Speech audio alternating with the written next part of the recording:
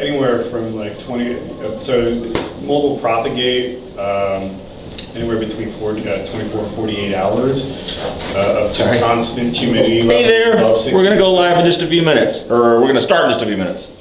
Say hey, Willie. Oh, jeez. Willie's here.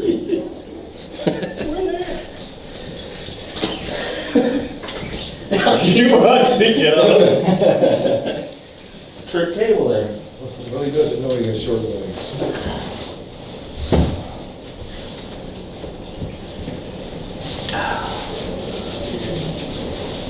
Should get going.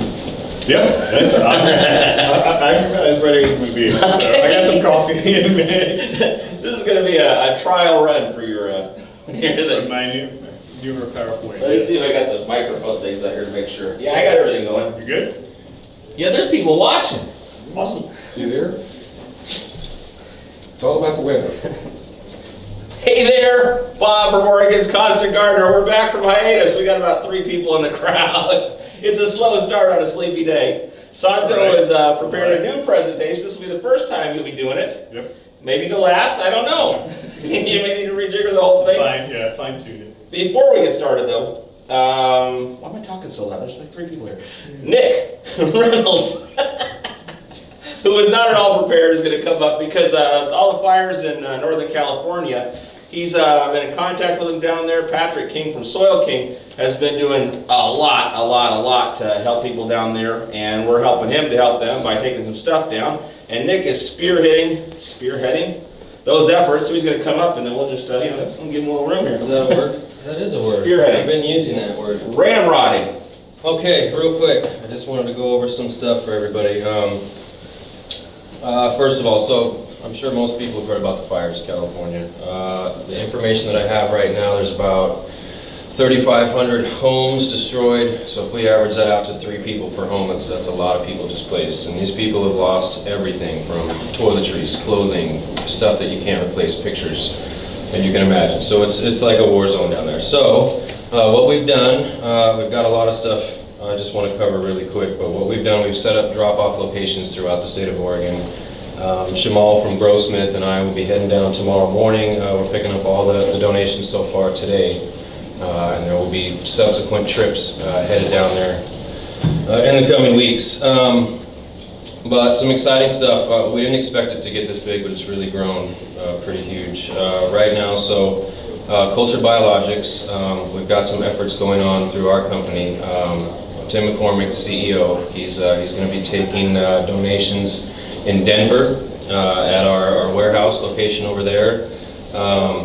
We've got Eric Jones, who's our national sales manager. He's got some really exciting news today. He's teamed up with 1-800-GOT-JUNK, which is the largest junk gathering company, as far as I know, in the world.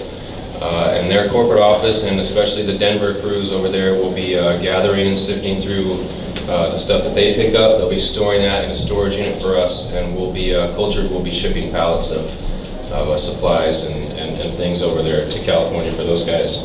We've also got Johnny Duncan with Cultured, who's going to be taking donations in the Kansas City area. And you guys can get a hold of more information about all of those drop spots. You guys can call Cultured Biologics at 1-800-574-3622. You guys can go to culturedbiologics.com and fill out the contact us form to get more information and addresses for those drops. Or if you want to, you can just send us an email at info@culturedbiologics.com. Currently, right now, we've got drop locations all throughout Oregon. Grow Geek, Garden Supply in McMinnville. Shout out to the Grow Geek crew and all those guys. Mike Frost doing an amazing job gathering stuff for us there. Both OCG locations, Springfield and Eugene, are currently taking donations. We've got Biologic Crop Solutions in Phoenix. It's down in the Medford area. Shout out to Solly Schechter. He's going to be making trips down, and he set that up. And then 2 drop spots in Portland so far. Americana RX and Oregon Leaf up there. So most of the things people need, new socks and underwear, tents, blankets, new pillows. They're full up on clothing right now. There will be clothing needed in the subsequent weeks, but they've got a ton of clothing right now. Toiletries, anything that you can think of, baby food, diapers, wipes, sanitizer. The list goes on. You guys can find a list. I'll have Bob repost if you'd like the list that I have of stuff that they need, or you can go to my Facebook page, Nick Reynolds, on Facebook, and find that list. And yeah, I mean, thanks to Bob and Scott and OCG, Grow Geek up there, Loyal to the Soil, Ryan Maris, appreciate you guys. Also Kevin Cohen Plumbing here in Eugene has donated some money and some gift cards. Again, Shamal at Grossmith, Patrick King, of course, is spearheading the whole NorCal situation. It's a mess down there, but yeah, and everybody who donated, thank you guys, and we'll keep at it. We'll put the addresses up in the comments or something of all the different places you can go. Comprehensive list of addresses and contacts for drop spots. Well, thanks for doing all this, Yeah, Nick. thank you guys. I appreciate it. I see more people bringing in sleeping bags as we talk. So. Oh yeah, no, it's been a great week. Well, you know, it was like at first, like, oh, is anybody going to bring anything? And then it just starts pouring in. So Yeah, we very figured gratifying. we'd try to fill the back of a long bed truck and tarp it up and head down there. Now we've gone to a full-size truck and a trailer. Oh wow. And subsequent weeks, it looks like we'll need a box truck to haul stuff down. So, Awesome. yeah, anything, if you guys need information, contact us at those spots, hit up Bob, OCG, and we'll get the stuff where it needs to go. So, yeah, thank you everybody who donated. We appreciate you guys. Santo, come on up. Tell you, my friend. So you're going to tell us about humidity and stuff like that. Yes. It's going to be great. I'm just going to leave you to it. Well, those of you not familiar with me, I'm the factory rep for the Pacific Northwest. That includes Oregon, Washington, BC, and Alaska. I've been with Quest for about a year and a half, about a year and a half now. Quest is into dehumidification. We're predominantly dehumidification. We do have other products out there for air movement and air purification. But this presentation is going to be on factors, humidity control factors, things that I've experienced out in the field with various cultivations, and VPD and sizing for your gardens in greenhouses. Quest, by the way, is a division under Thermostor. Thermostor is the parent company. We've been making dehumidifiers for a while now. Pretty much all we do in Quest is the garden market brand for dehumidification. What you get with Quest is obviously high quality, commercial grade plug and play dehumidification system for your garden or your greenhouse. So why is it important to have humidity control? Humidity control is important for many aspects. Forgive me as I fumble through this because this is a newer presentation, and although I try to be concise, there's going to be a lot of material on here. So I'll paraphrase most of the time. But for the most part, the humidity control is necessary in indoor space, especially in sealed applications, because your plants transpire somewhere around 95–97% of the moisture that they take in when you feed them. So that moisture has nowhere else to go but in your environment, in your greenhouse, in your grow room, and an abundance of that moisture can lead to fungal pathogens. The way to prevent them is obviously to have humidity control. Pathogens such as PM, DM, botrytis, blood rot, fusarium, name a few, can occur in your gardens if you're not controlling your humidity. Other aspects of why you would want humidity control is health. For your cultivation staff. In other divisions, we recommend humidity control for whole house humidification for those purposes, to reduce those molds, those mildews indoors for health, for human health. It's especially important for people that have respiratory illnesses or are immunocompromised. Outside of that, for optimal plant health, optimal growth through better nutrient, water, and CO2 utilization, and to protect and have a return on investments.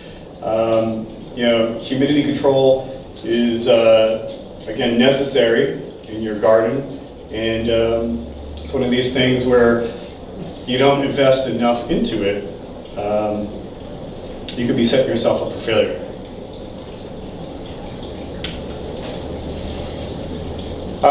So what are some keys to prevention?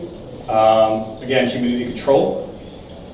Maintaining, if you know you have a fungal pest or pathogen in your environment, maintaining a humidity of approximately around 50%, and maintaining humidity below 60% can break a cycle. A lot of the molds and mildews in your grow rooms, in your greenhouses, require a 24 to 48 hour period of consistent humidities above 60-65%. To propagate and to continue to thrive in your environment. Temperature control is another one. Bud rot or botrytis seems to thrive in temperatures around 68 or just below 68 degrees, and humidity is above 60 to 65%. Air movement, and this is one we talk about all the time. A lot of people have plenty of air movement above and around the canopy with their oscillating fans. Do you have enough air movement below your canopy? I'm starting to see more and more cultivations, the presence of can fans or those squirrel cages, some sort of movement below your canopy to prevent stagnation, to prevent those spores from settling, and to prevent microclimates as well. Mixing your garden, the gases, mixing your humidities. Canopy management. So another thing I see is overcrowding. Recommendation obviously is don't overcrowd. Prevent leaves, buds from overlapping. Dead or dying material. How would you keep dead or dying material, leaf material? You see yellowing leaves that already have mold spots on them. That's all kind of common sense stuff that you want to remove from underneath or around your canopy, from your garden. Again, prevent overlapping, overcrowding, remove dying plant, matter, material, defoliate and trellis where appropriate. Again, so that you can get great air movement through your canopy, under your canopy. The other benefit of this is to have additional penetration to your canopy with your light sources as well. Cleanliness and maintenance. Maintaining good housekeeping practices, is something that separates, again, in my opinion and my experience, what I've seen visiting cultivations, cultivations that have few or no problems versus cultivations that have many problems. I've gone from cultivation to cultivation and seen cultivations where visitors gown up before entering spots. Taking in clones is almost next to non-existent, or if they do, clones from the outside are quarantined. And again, staff, we talk about cleanliness. If you have staff, this obviously cultivating their own homegrown, understanding if they're having any issues, so potential issues with their own homegrown, that pathogens can be brought into these commercial gardens or your garden. So cleanliness and limiting interactions with potential pathogens is another big deal. With that comes, again, housekeeping practices with your grow environment, with your equipment. Suggested whatever your manufacturers suggest with equipment maintenance, whether it be exchanging filters, or cleaning ports, wipe downs, so on and so forth. I recommend that. Vigilance, be proactive, inspect your plants daily. That's the best way to keep on top of things. Every part of the garden is different.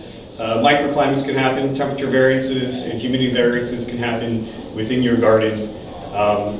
So that's something to keep on top of, again, especially in densely packed canopies. And redundancies, this may sound kind of silly, but redundancies in my world is a big thing. And that's why we recommend having multiple units versus having one large unit. A redundancy will give you backup. A redundancy will give you fail-safe. If you have one big unit and it goes down, you could put yourself potentially in a situation where propagation will occur in your environment depending on how long the unit's down. So it's essential from my experience to have multiple units working to create a good, healthy environment for your crop versus a standard, having one standard unit. So what are optimal humidity levels? So out there, we've got a smart humidity report out there, and we've done stuff with the Cannabis Business Times, and there are some recommendations from the experts, from agricultural experts, greenhouse experts. I've got a little bit of a deviation here from the recommendations, especially in flower, but if you're in a healthy environment, these are some of the recommendations. Especially for cloning and vegetative, you see the higher humidity levels. Obviously in cloning, at that 70-75%, you're trying to reduce some of the transpirational load to have your clones produce roots. You want them uptaking, you want them forcing them to produce roots. At a vegetative stage, you also see that higher humidity in there, around 65-70%, again for growth. We start going down to flower and we start dropping some of that humidity. And that makes sense because we want the higher transpirational load. We also want, as they start producing flowers, we want drier conditions to prevent again, some of these molds and these mildews, the botrytis or the bud rot on your flowers. I deviate a little bit, stating that the mid-flower, and this is from my experience with cultivation with gardens,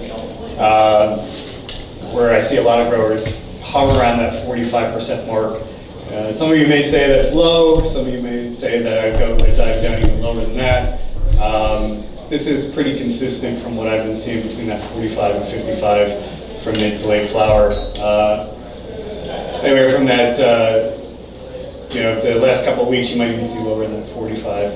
One caveat with that is that that 45% or going lower than that actually may put your plants in a pretty good stress phase, and I get that that's what we want to do with these plants at times, depending on your cultivar.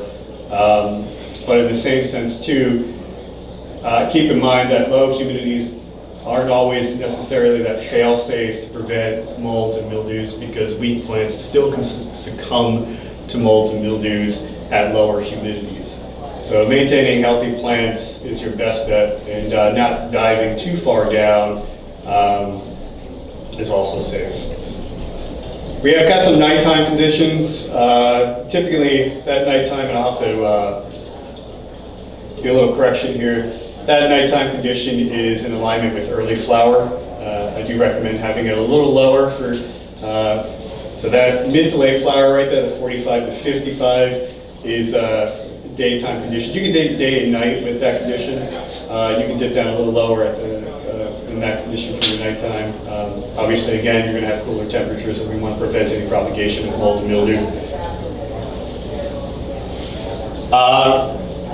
If you can get your hands on a copy or go to the Quest Hydro site, I definitely recommend reading over the expert opinions on understanding humidity and what are optimal humidity levels. It's kind of difficult for everybody out there, obviously, to see some of this fine print on there.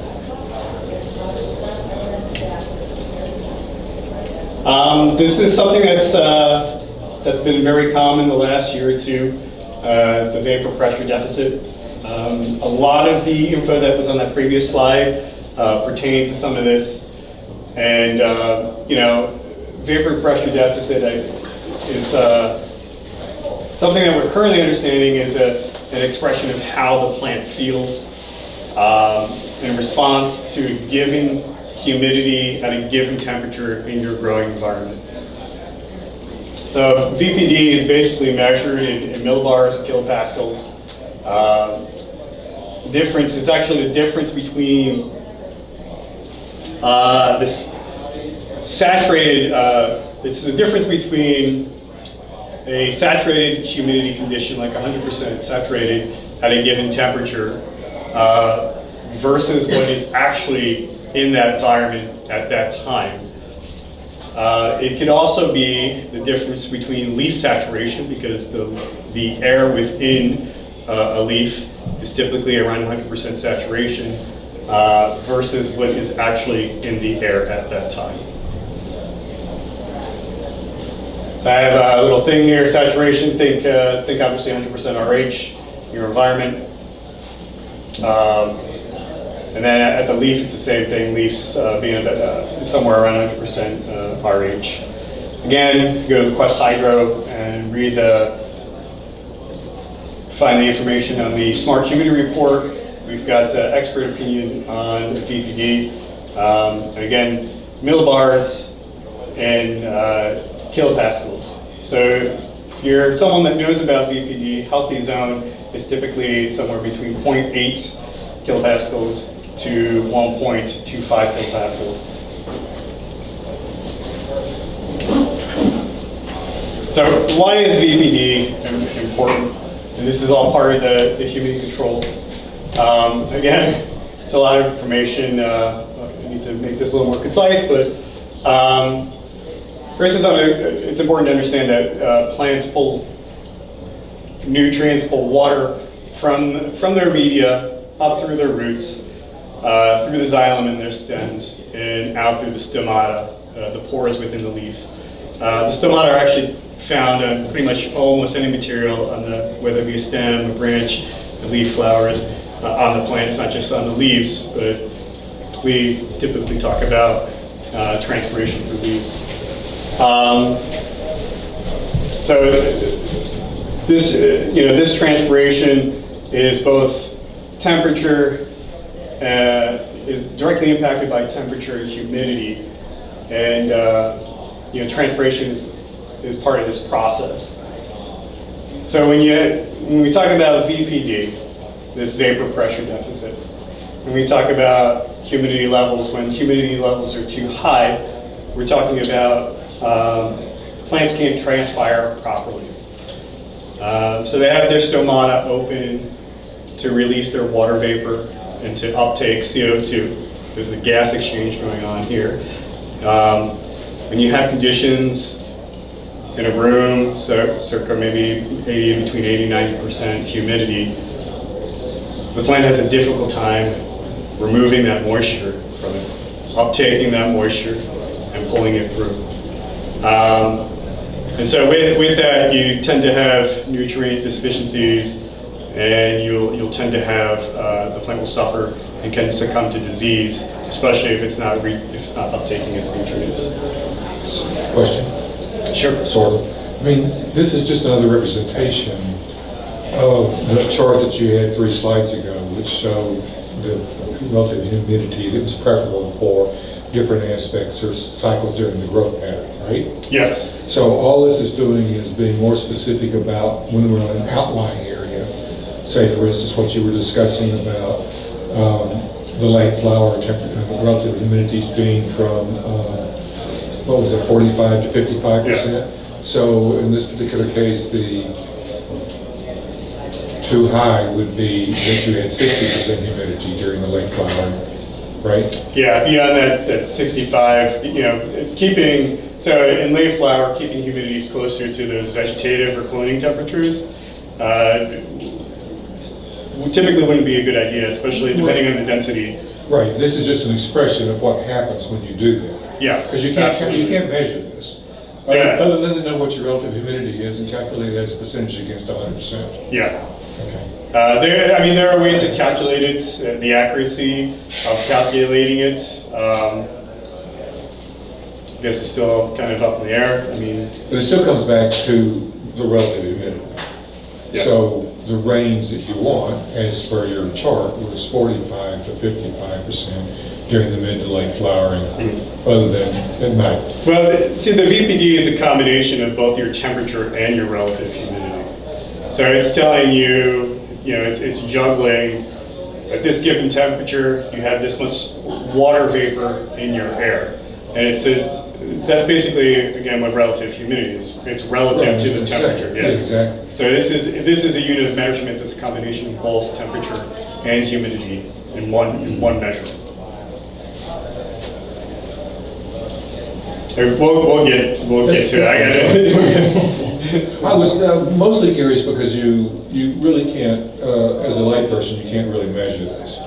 It's information about when you're outside of the range. There is equipment that can calculate this now. I'm becoming more and more aware and in contact with this, but Sure. you can calculate this mathematically yourself to see if you're in a healthy VPD zone. But if you're within those, like if you're within that reference at this, at your given temperature, those humidity references, you're typically within those VPD. You're in a good VPD zone. Right, that's what I think that was the point that I was attempting to get to. This Yeah. is more clarity, which for me is a little more muddling, I guess, if you will. But go ahead, Steve, thanks very much. Yeah. The opposite, so in those high VPD, high humidity or low VPD, because of the disparity between the saturation of the leaf and the actual grow environment is so little, again, you'll have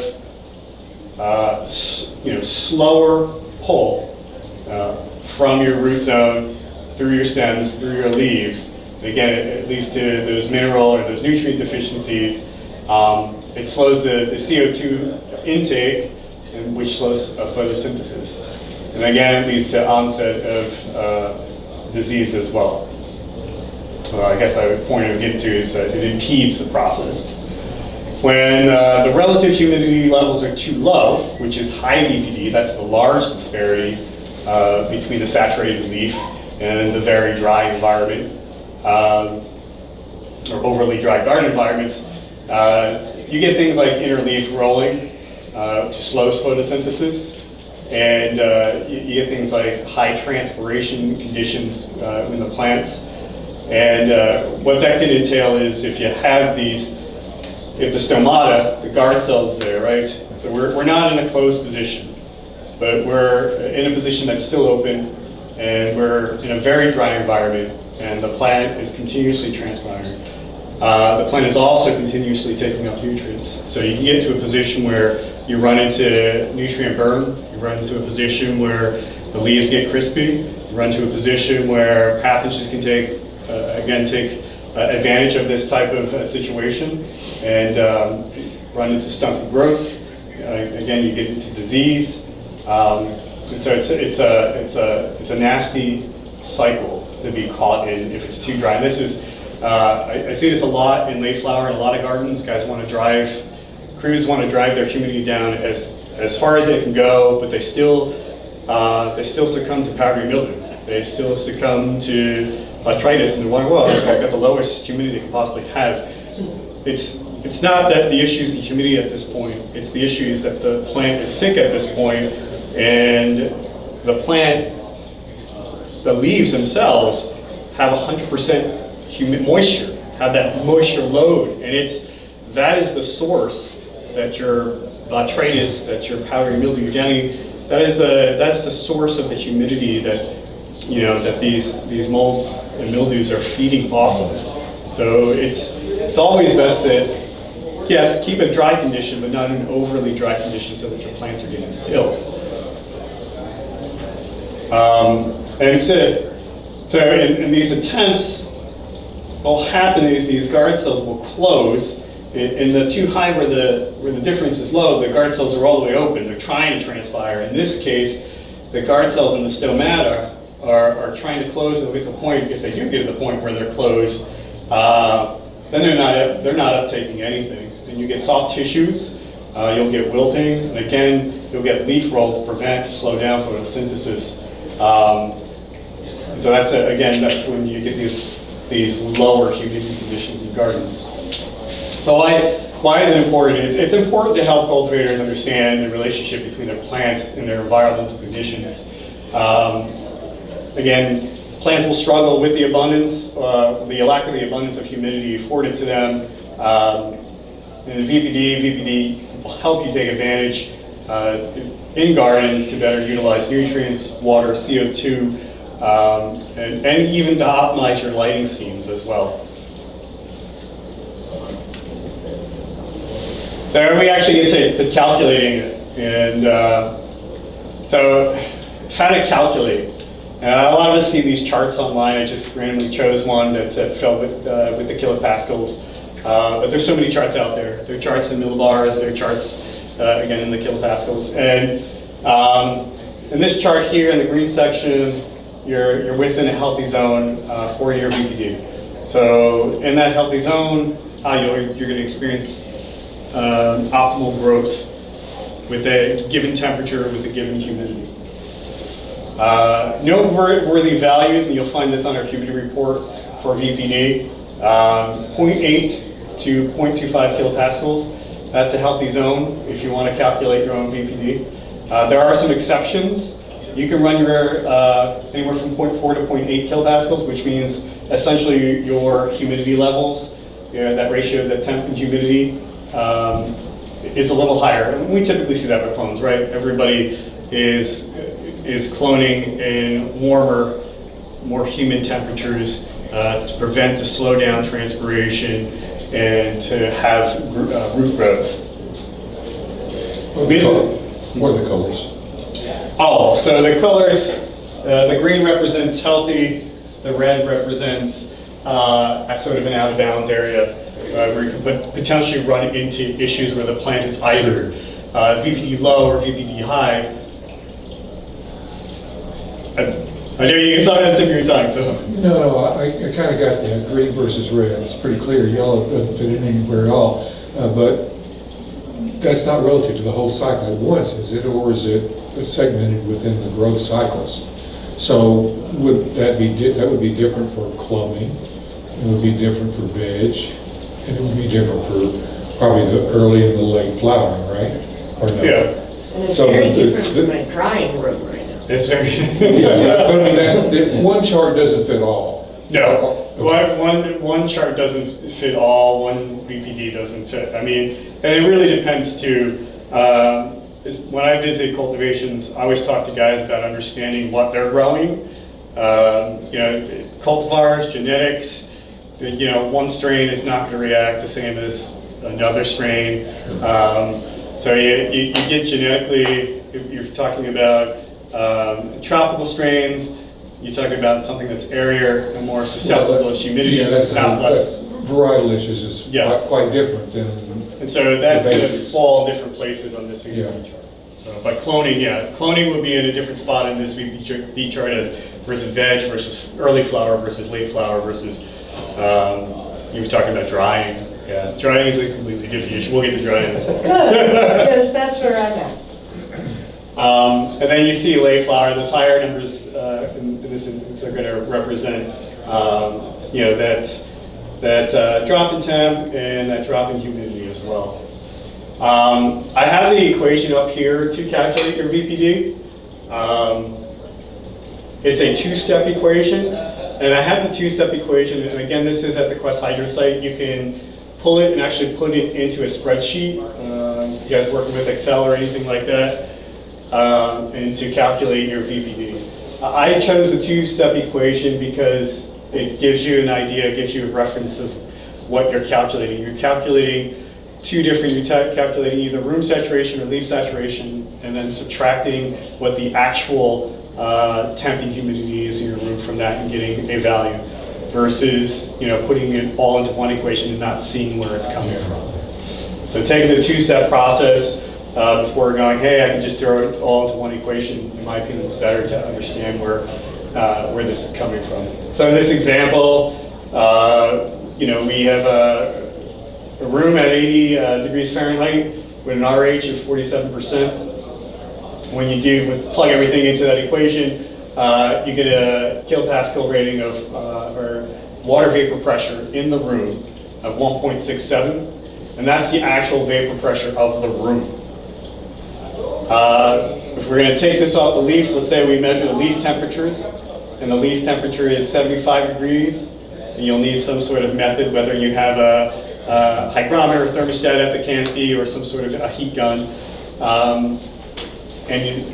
Again, automatically that percentage within the leaf is 100%. You look at the water vapor pressure when you do all the math, is 3 kilopascals. That's saturation. So that's going to be your saturation vapor pressure of the leaf. And then you subtract one from the other, and you'll actually get your deficit, your vapor pressure deficit in your garden. That's, so in this situation, we've got 1.33, and that's akin closer to those flowering values. So we have a room that's in flower versus vegetative or cloning, so on and so forth. And you got it listed up there on the left. Yeah. So if it's in the mid-late flower between 1.25 and 1.7.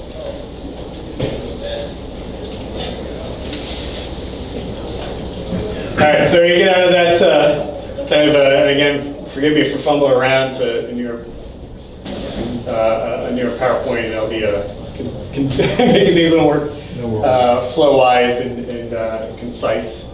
So a lot of people ask me this, obviously, and this is consistent. I still get shops asking this from time to time. This is how do I size for dehumidification? How do I size my garden for a dehumidifier? And I think for the most part, everybody really wants to know this information. A couple pieces of information are very necessary. What your watering scheme is, what your target grow space temperature is, and what your target grow space humidity level is. Now when I talk about watering schemes, obviously watering schemes change by phase, from phase to phase. I always like taking worst case scenarios of your watering schemes, and I always like taking worst case scenarios of your temperatures, so what's your lowest point going to be throughout your grow phase, and worst case scenario for your humidities. I make my recommendations based on that. So I got an example up there, and it's not a full example, so it's something that we can work out together because it's pretty simple when it's straightforward, when it's at the dehumidifier rating. Sorry, we just dive right into it. It's so. What do you water in your garden? What do you typically water on a daily basis? Well, I don't water on a daily basis, but it's very small. It was 3 gallons every 2 or 3 days, something like that. Okay. I've got a 7-gallon pot, 2 or 3 plants. Okay, so you can take a couple watering schedules within a week. Yeah. Right? Add it up and divide by 7, you'll get your daily, Sure. your gallon-wise Yeah. dehumidification rate. Well, if that's how you would go back to come up with that calculation, that would be the right way. Yeah. I just never have done it that way. So we have a situation in this example where we've got, I have 100 plants in my indoor. That's the number you're looking Okay. for. that's the number. That's the number you really were looking for. So let's say if we've got 100 plants, you're watering each plant a gallon a day, we've got 100 gallons a day. Yeah, All right? 2 tanks, easy. I've got little tanks on the indoor. The big tanks are outside, where my carbon footprint is much smaller than having to do indoor, which I don't at all. So you got 100 gallons a day in this example. Dehumidifiers we make things difficult for everybody, so we rate everything in pints. So we got to convert those 100 gallons over to pints. So there are 8 pints per every gallon.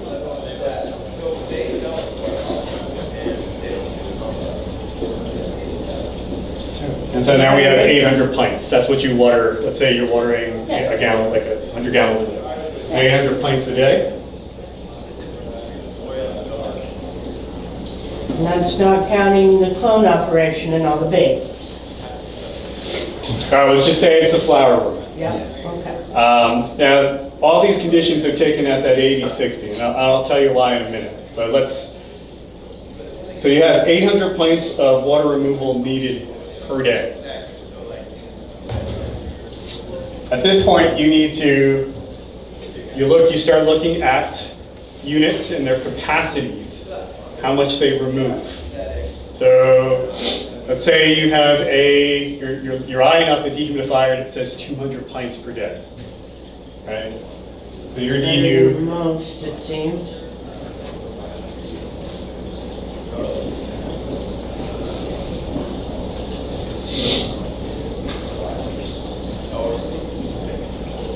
it's, at this point, at those conditions, it's simple math. 4. Yeah? 4 times 200 pint units.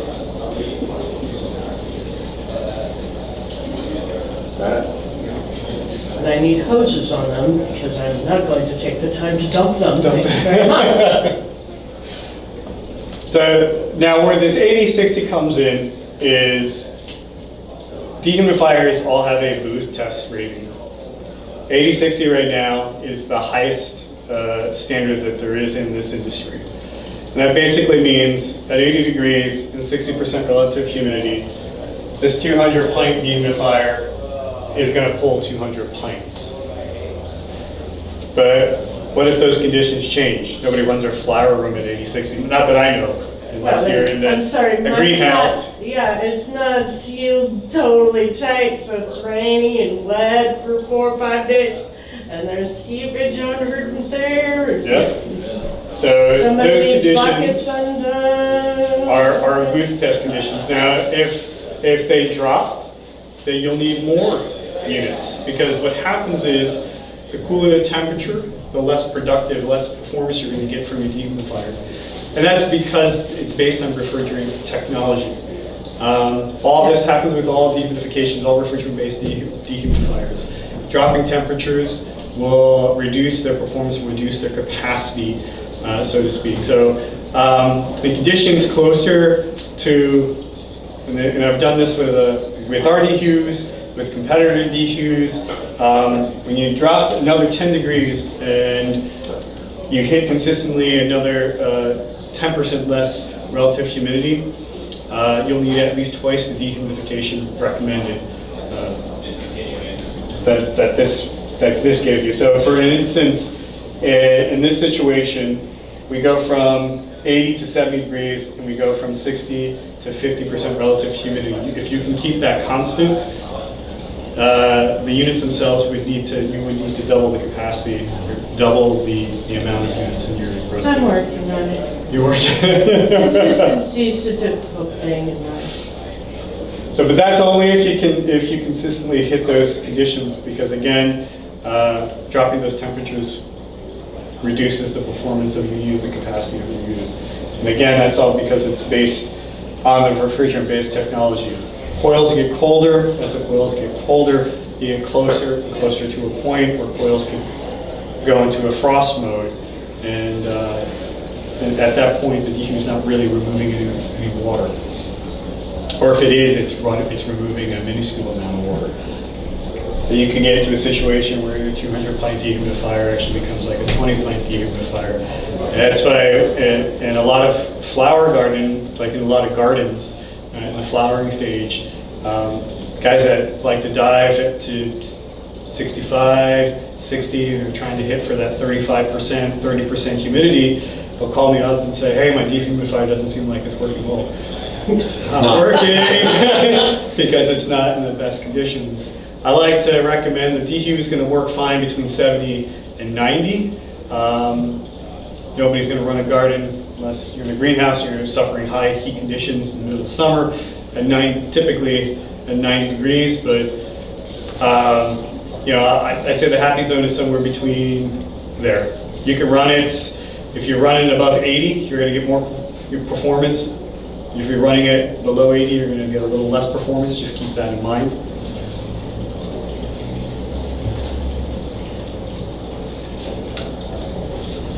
Now it's time for a dry room. So dry rooms are a little different. It smells good though. So it's sizing for a dry room. You've got some more pieces of information. And I've got a little asterisk there. You can read my fine print.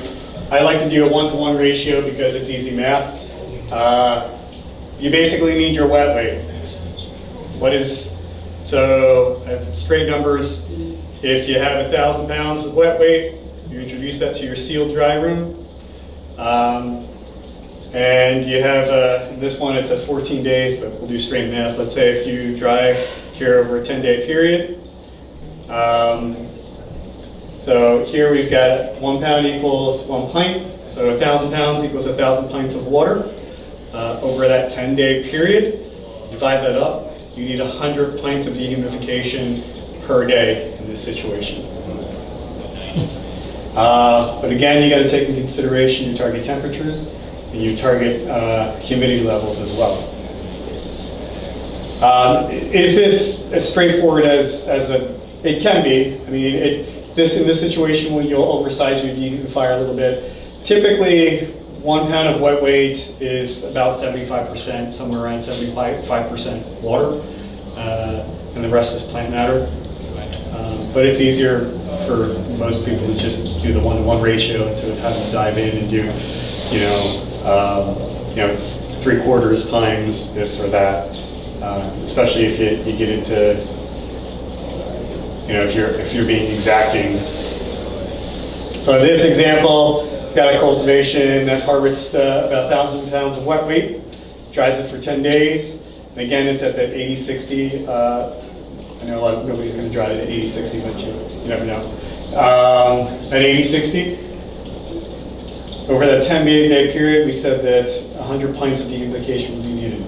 Seeing that we're not adding more water back into this space, you don't need to, obviously you don't need to account for that. Everything's divided up per day. So in this situation, we'd only need something like 105 to dry your dry space. Now, if we go into situations where if you're doing a long dry, long cure, this is becoming, see it's various. I see some guys hitting that 14-day mark, and I see some guys, Processors are running 3 days. 3 days, And then in the freezer. Yeah, I've visited a couple outdoors that hit 3 days, 4 days. It's awfully fast, but the smaller the number, the more dehumidification you're going to need. So if you're hitting, in this example, 3 days is going to be somewhere around 333 pints per day.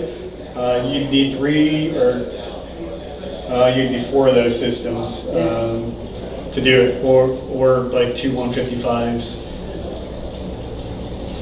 So when you're hitting sort of that quicker dry period, the shorter that duration, the more dehumidification you're going to need to take the moisture, out of your flowers. Yeah. The longer, Maybe one less. for a quick dry, and then I've got a longer dry for another room.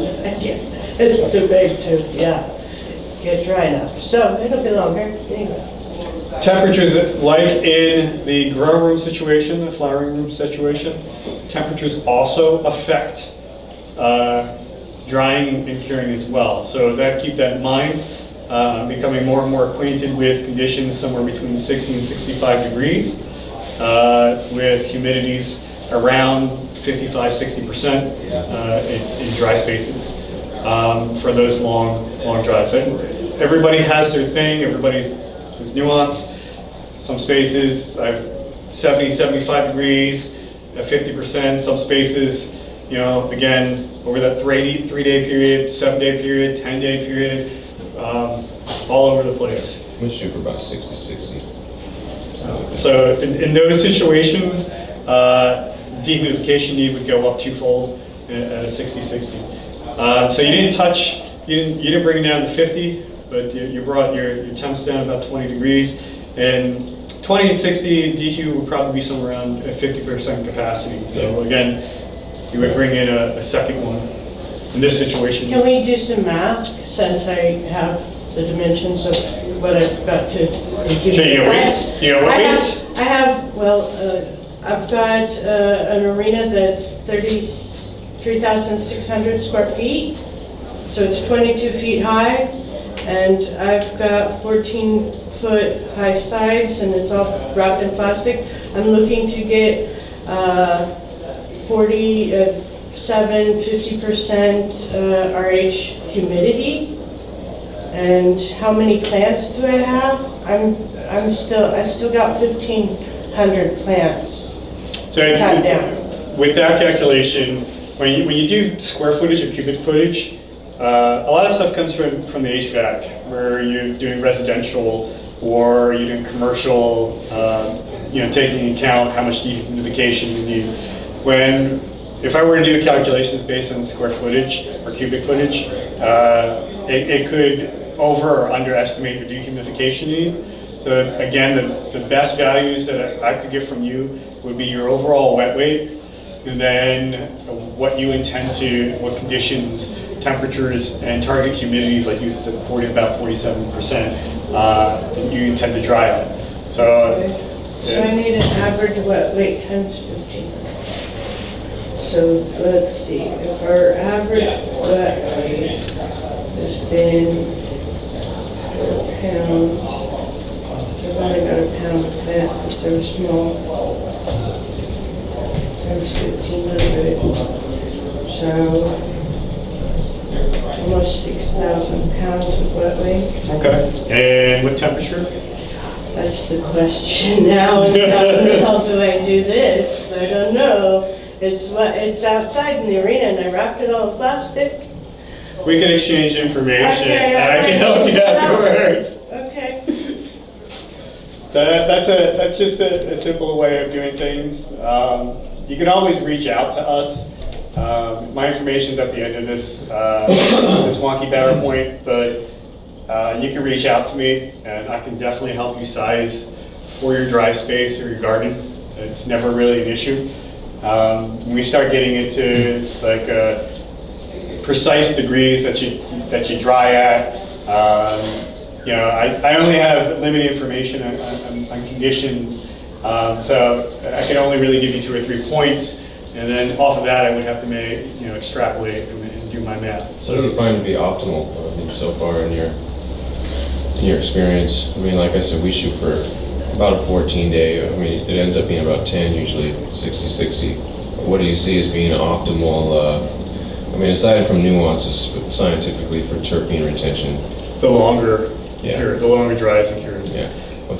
It's a cooler temperatures, not so dry, so you're not hitting those 40%. Right. Somewhere between 50 and 60 with cooler temperatures. Yeah. And what you're going to do is you're going to prevent the off-gassing of the terpenes and preserve your aromas and your flavor profiles. Yeah, absolutely. Awesome. So, Thank you.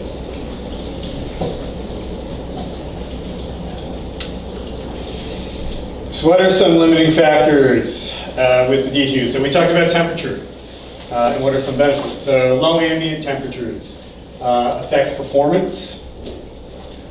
Low humidity, obviously. So I mean, if you already have low humidity and putting a dehumidifier in a space that you're expecting to go down even further, may or may not work. But typically, no, you can compound that further with lower temperatures. So having already low ambient temperatures to produce, some grows that talk about producing colors at the end. You get it cold as possible with really dry colors to stress your plant. Having those conditions makes any refrigerant-based dehumidifier, I don't care who the manufacturer is, struggle or not perform. Even the so-called LGR, low grain reduction type dehumidifiers, you're really not going to get a lot of performance. So these, you got to realize that your equipment has limitations. You bring them into work, you bring them into a greenhouse, there are limitations to your equipment. Poorly sealed environments, like you said earlier, seepage. So that's going to cause issues with your fluctuations with your dehumidifier.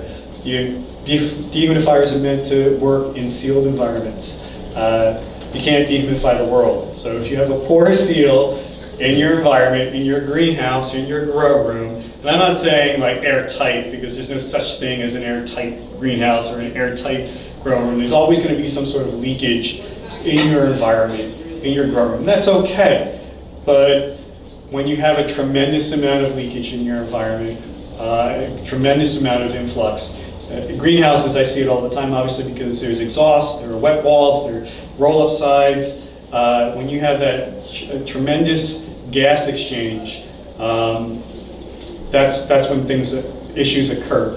So in situations where you have an external humidity that's higher than your internal humidity, guess where that external humidity wants to go? It wants to go inside. So wet seeks dry. It wants to go to that dry space. So in these conditions, like in greenhouses especially, know the seasonality, right? Know your seasons. So if you have wet seasons, or you have days that are more often wet than dry, understand that you can't, your greenhouse is dry, you're going to be bringing moisture with your exhausting systems. If you have a dry season, of course you can use it in your exhaust. And typically then at night, we would recommend 2 climates, right? You have your day climate A, you have your night climate B. A, if it's dry outside, you can run your exhaust during the day.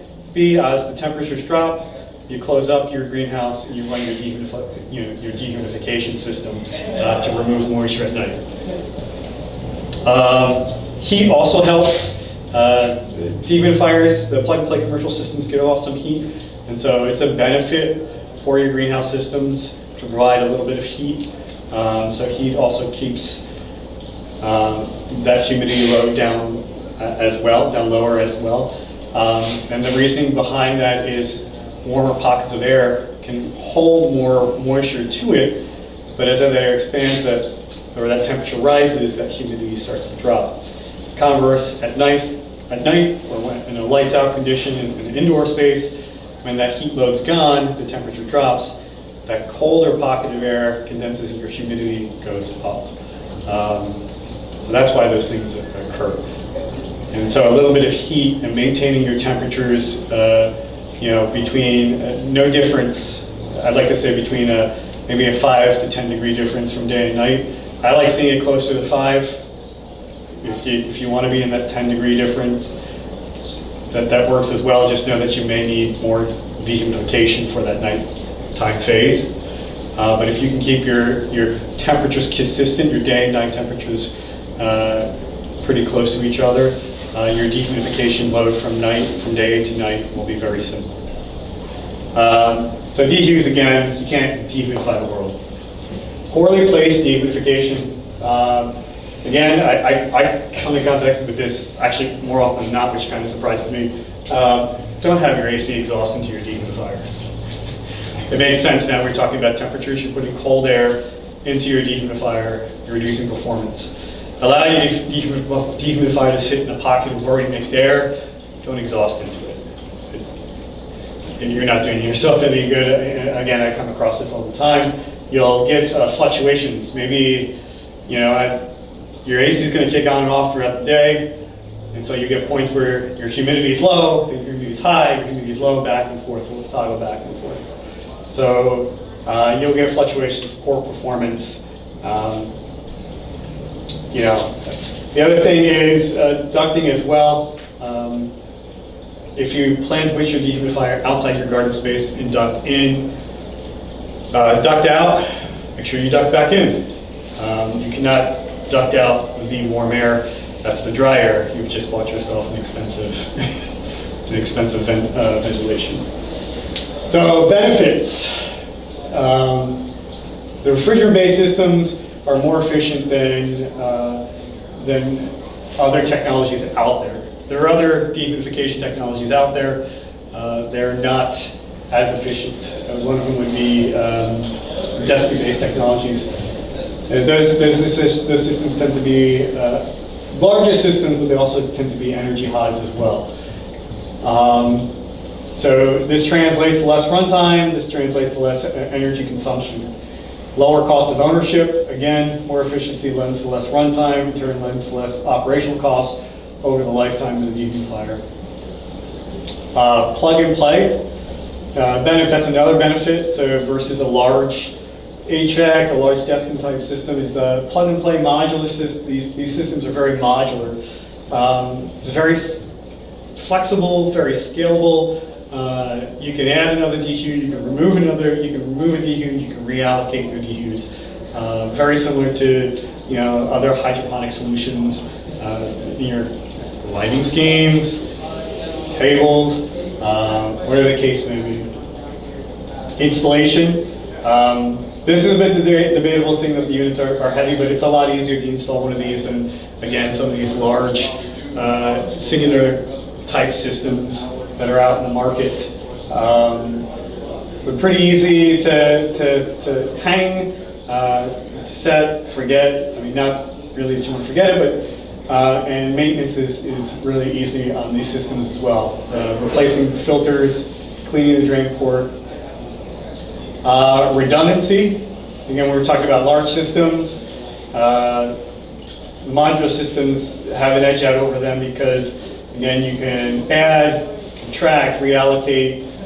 You get better zone management with the redundancy. You get better airflow and systems like that. And you have multiple systems, especially with our 225 providing over 500 CFM in your grow space. You get better, again, mitigation of microclimates. And again, you get fail-safe versus having one large system that if it conks out on you, you're left into one of these scenarios where you wait for a part, you wait for a repair. With these systems, take one out, put one back into rotation as this unit's being repaired. So it's always nice to have that redundancy factor. And then this is just a couple things that we have, in our You've got line. all these discontinued models. Are they cheaper or on sale? Okay, so the portable models, we do have some portable models that we no longer produce.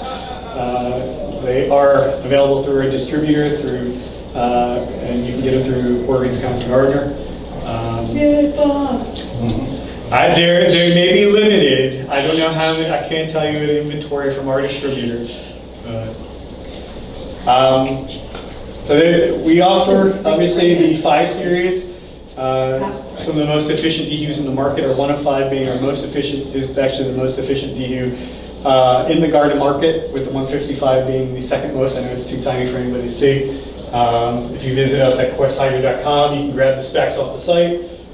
We also offer a split DeHu system for anybody who's interested. It doesn't put any of that heat load back in, it puts some cooling back into your garden. I still recommend the DeHus that do add, yes, the plug and play, because of their modularity, because of their ease of install, because of everything that comes with the large commercial plug and play systems. I still recommend those, the 5 series that are not the split DeHu. The split DeHu, I'm not talking it down, is a wonderful unit. It's a great unit. Once you place it, it's like anything else that requires an external condenser and a line set being ran. It's there. So you can't move it around. We've also offered some portables, tend to be a happy place in greenhouses and in dry areas. Actually, that split would also make a great dry space DeHu because of the cooling capacity. We also offer some air movers. We talked about under canopy air movement earlier in the conversation. Small portable, and now we offer an air scrubber as well to collect any mold spores or any hazardous debris that you may have in your garden, dry space, trim room. Anyone? That's me. So that's it. Sorry, I was like all over the place, but do you guys have any questions for me? Can you come out to the farm and take a look-see? Yes, and talk I can. to James so we can buy 1 or 4. I need one for the flower room, and I've got to figure out how to dry out my arena to dry all my stuff. So, yeah, sure. Okay. Good. And what works for you? Today, tomorrow. Okay. Yesterday was good. Say it to her. Yes. It was ready yesterday, so perfect timing. So when we're done, I'll draw you a picture and issue a simple question. That's okay. Yeah, that's fine. We can do it. We can do it now. We can do it. Are we good to go? That's it? Yeah, that's it. Stop there's the doggy. So that's it for the live feed, and then we'll give some stuff away.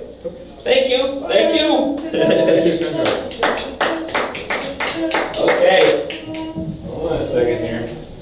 gotta turn this on. Finish. Okay, everybody wins today. The first winner can win a sample kit or a gallon of Herc. 3788. Oh, that's me. There you won! There you go. So you're out of the Herc. Yeah, no, that's Sample be kit? great. There you go. Coty and. Okay. Did they- Another sample kit or a gallon of, you know what? You don't know. Just show you here. Cider. Got some good stuff here. Oh. All right. The next one, another gallon of Herc or a sample kit. 3786. Hey!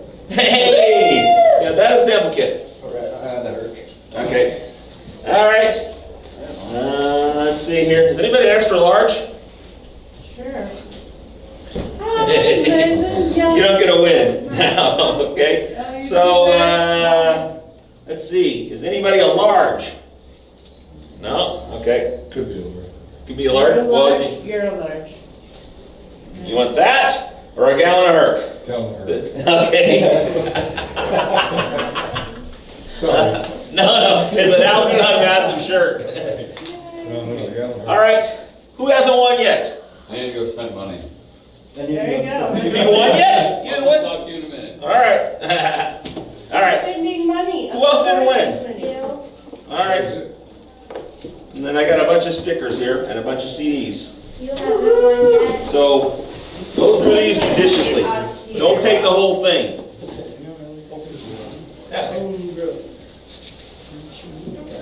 You're large, aren't you? Oh, that's It's hilarious. more of a medium. Tanya might wear that. There you go. Halcyon Massive put this in my hand. Okay, we'll find Yeah, a it's pretty home cool for shirt. it. You got it. Oh my God, this is We're gonna heavy. leave Tanya back. Yeah. Oh, I have to carry this. And then, oh, sorry. Down. Here, should we grab a couple stickers? Yeah, grab me some stickers. Yay, I'll put it on my car. I'll put her on my forehead. So what do I do with all of my, like, I need to recycle all of my So- stuff? I just take it to the recycling? You don't- That's all we can do. There's no plan, no. No refill program? It does not work. We've tried to figure it out and have not been able to figure out anything yet. Ventilated into the bottom of the corner.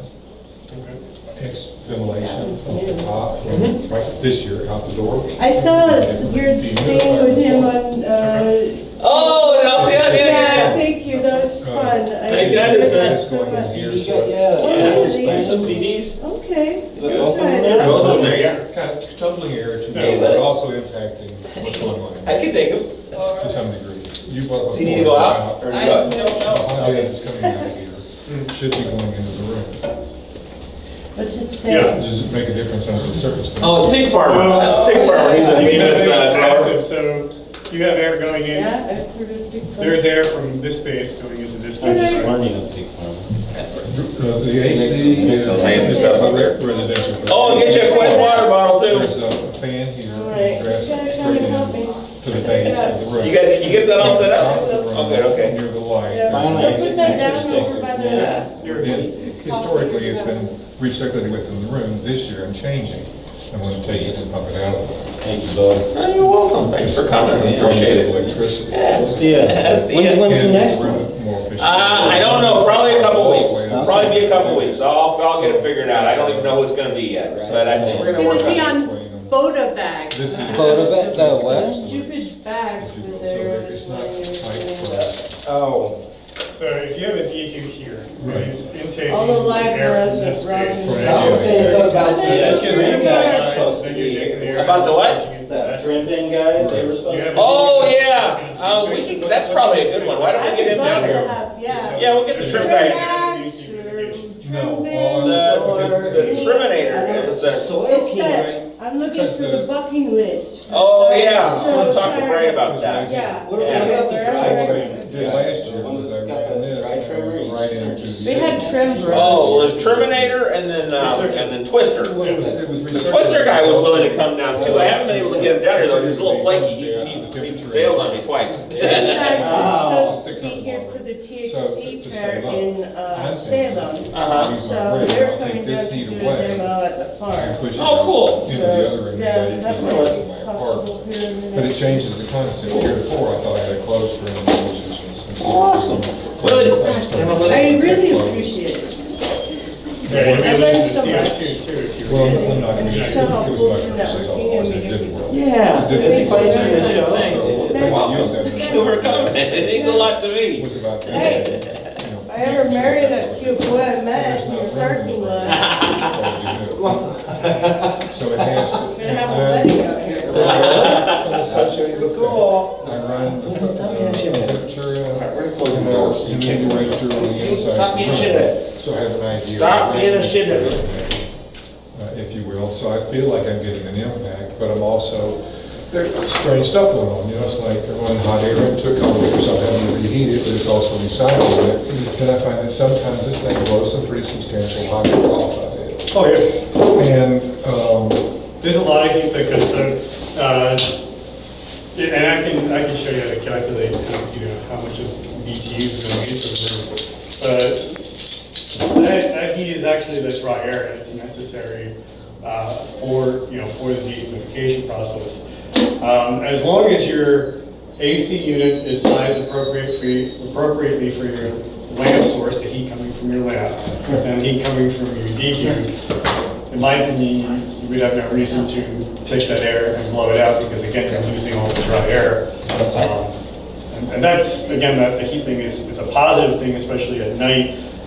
When you're in an apartment, it's different, but in a lot of these ground environments, when those lights go fully out, it's a benefit to have that heat. well, there you go. And I'm not basing my choice on anything other than the logic. And one of the things I was looking to do is to get a thermostat into the room so I can have something more directly there, and that's not gonna work because I have basically short wire into the AC. Yeah. And it's not made for that, and I'm not an electrician, so I'm not gonna do it But that's not a it's all recirculating, you're not bringing any fresh air intake in or anything like that. Hey, until. why are there some stuff? Historically, no. Historically, this room is basically been sealed. I mean, I'm not sealing it up tight, but I keep the door closed and it's over. That's a great house. I was creating a self-contained Yeah, environment. big amount. In the bigger room, it was also in fact small. That's what I was figuring. And that's, I mean, I see this with tents, so this isn't a fort, this is a small room. And you go a 4x4, it's built, it's like a 4x4 tent. And so, I say all the time, we put our small dehumidifiers, right? I can't put this DeHu in my tent's not big enough. Well, that's great, you don't have to, just put, You want one of those? dehumidify your room. Your tent will Is take- that 40 You got times? fan I have no in your idea. tent. You've got, you have an inline fan, It's right on the stickers. you've got passive intake. So you have passive intake to your tank, you'll have a dry tank. So in this situation, it's the same thing, right? You're pulling cold air in, How you dry been? air into How's this it? room. Pretty And then good. it's exhausted back Busy. into this room, Maybe too many and of takes those. it out. So Come on, Willie. it's cycling, recirculating. What I'm hearing you say is I would stay with what I would stay with what you have, you know. I mean, again, with leakage and everything, you're gonna get fresh air into the room. Well, yeah. Life's so I'm hard. not gonna have any problem. I guess I'm just looking to save Yep, I got electricity. some. I figure- Thanks, Norm. You got You need stuff to give away for your show and stuff. You still doing your show? I mean, we're gonna basically wait until probably the end of the year, That's what and then I just do was saying. YouTube. And I don't know how this is gonna Just do work. it. I mean, YouTube's the thing, I think. Yeah. YouTube doesn't get fun. That way people can With just that search reading us that if they want, Yeah. tune in. From over here. Who actually wanna upgrade. I don't have It's these- hard to get away from Facebook because all our community's there, but I just don't think there's a future in it. They're just gonna be assholes about it. We'll just post our links all the time. Except at night. That's the So way it's to do it. in the same pages and Yeah. stuff, so. Okay. And you can build that, you know, there's a lot going on YouTube. I find that people over there that aren't on Facebook, and there's a whole community there too, it's a whole big world all to itself. Oh, yeah, no, and I mean, it's about right, the right, I guess, side of marketing to get the right advertisers coming in. Yeah. I apologize, sorry. I mean, What happened to get or whatever, and you all. I guess for fun, it was more kind of like stricter That's the only per Don't part focus on- per job, so to speak. Uh-huh. I think she just kind of took You know, it you more may have Thank you. personal. Yeah, sure. No, she's bummed to get it This same is something respect. that I, yeah, I'm still working on. Re-gear, kind of humble you back down, and like I I didn't get your said, name. I told her, I was like, let's just Nice to meet you. upgrade. Hey, did you, Yeah. do you wanna reach out to me? Yeah, you know, Facebook's like it's Oh, it's a community. small thing that I got, thank you. YouTube's like a TV channel. No, no, Yeah, no, it's a no, TV no, channel. no, And I think ultimately that's a much better way to roll. And there's, you know, people talk about it being squirrely over there, but I've had good luck being a with rep, it. I don't get you a ton of obviously want views, I get people to hardly buy any, your but I product, get but I'm long happy. views. Yeah, Way exactly. longer than Information Facebook. having And I also product get people asking notification. questions that are So very you're thoughtful, finding they're not some trolling you. questions It almost about feels a the little, notification you know, maybe process. I'm early on in it, but it feels like it's almost Care if you been like better product, than somebody else it was on is- Facebook. No, Yeah. honestly, I found a lot more positive feedback on it, even when I watch the people that we watch, whether it's Daniel Slope down in Colorado, or it doesn't matter who it is. Yeah, Same thing, I'm kind of watching how he does his presentations and what he uses and that kind of stuff, so. You're a big leader. There's one big leader. So Scott told me that you were possibly thinking about FICO and this and that and the other, and no? Is that still, no? Somebody else maybe? No? What? Never mind then. Never mind. So many faces. My apologies for mixing it up. If they look like me, I feel sorry for them. I'm sorry for him. Hey, that's kind of what I say to people too. Oh, you look like this and that guy. I'm like, well, that's unfortunate. There's more than one of us. Yeah, no, it'll be good though. I mean, we just reset our gears. Like I said, I told her, I was like, let's just appreciate and love on our harvest. And Your Get kids those too, kids. you can fuck up so many more times and still be fine. yeah, I mean, will it last maybe a QP bud rot out of all this? Wow, time all and this everything? whole nightmare thing, Yeah. wow. And then all the smoke and everything, and still got out of that. We weren't too. It was, look, it was better there than it was here. I was gonna say, with like 4 days, it was real bad, but there was never really any ash or anything, Uh-huh, so. I yeah. don't know, we'll see, we'll see. Who knows? Oh, it's gonna be fine. Yeah, it'll be good. We still watch our, let's see, with the Monday show, we tune in some Tuesdays, it just depends. But we always reshare, we're always still, I even asked guys, like, can we still give stuff away every week? We still get people that write us privately? I was like, that's still okay? I mean, it's one of those where we don't really wanna just fall off the face or anything like that. No, so- keep that going, keep that going, Yeah, yeah. there's still plenty of people. In fact, I got him in touch with somebody in Montana that hopefully it's a friend of mine I grew up with, but hopefully they're kind of like Maine grown organics where they just take it and fly. Because they're in love with this whole thing. The guys in Maine, I mean, Yeah. you guys go back and forth with them all the time. I see online and stuff like that. I think I wanna make like Oregon shirts. So this is Oregon, you know, and we're just taking Oregon out to the world Yeah. and kind of put that kind of feeling, that family we have Sure. here out to them and try to help them to relax a little bit. Seriously. Yeah, they could use this. If it's any consolation, you kind of did that with them. Maine Grown Organics. Yeah. They're just, I think there's like 4 or 5 Maine, I think, who have the Yeah. company. Uh-huh. You guys have impacted them on a Oh, that's level. good to hear. So, It's yeah. very cool, yeah. I told Scott that too. I was like, if you guys need to, I'm sure you don't hear it all the time through all of the chaos and all the shit that happens all the time. Uh-huh. I was like, we appreciate you guys still. Just want you to know that, you know, Yeah. that there's, even the little guys are out there still pushing it and saying, look, this stuff works amazing. You should try it. Scott, and you guys are well enough to give sample kits and the whole nine, so. Wonderful. Yeah. That's very cool. it. Yeah. Yeah, I'm gonna go spend some money All now. right, well, have fun. Yeah, it's harvest Clean time. this up. We made it. Yeah, no It's good doubt. So, Yeah, well, you know, and I mean, it's certainly a bad way to make it work, but California getting taken down is gonna make a huge deficit, I would think. It's gonna be so, it you is. know, man. So and many it's people- sad, but it's also gonna be, you know, it's a lot more weight. Yeah, no, that's I hope true. they come back. I don't know That's how true. they, I don't know how they do it. Yeah, no, Some of those guys, no insurance, and I'm sure everyone down there that was doing 10 plants is now doing 100 plants, and they just took everything and it's time, or it's legal, and then just got cut off at the Yeah. fucking knees. you just hit the nail on the head though, the no Yeah. insurance thing. Yeah. Because they'll never mess with that until it's actually legal. Then you won't able to get the same coverage that a vineyard gets or whatever. Gotta be. So it's all or nothing for us for the most part. Yeah. I mean, we don't escape anything. If it's a little mountain town, it's in a bowl. So Yeah. if the fire goes over the other ridge, that little town's swept. Yeah. We're toast. It's just funny. I mean, I feel for him, man. Oh, That's the worst, honestly. At least you don't twist. I don't know you like that. I know. You haven't bought me steak dinner yet. It's good. Yeah, I didn't even give Bob a hug. I've been off today. What is this? Oh, snap. It's Alcion mastic stickers. Get you one of those. Yeah, these are sick. And I got a whole stack of this. Get you. Actually, I better start saving some of these because I have to give them away.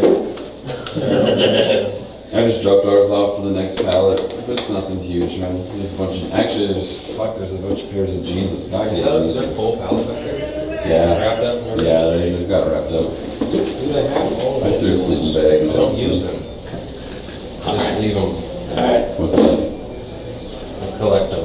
What, My CDs? sticker collection is ridiculous right now, dude. I know, man. Look at shit. I moved to a place that I thought my sticker collection was fucking on point. I had one person come to class here one time and bring like a box of theirs.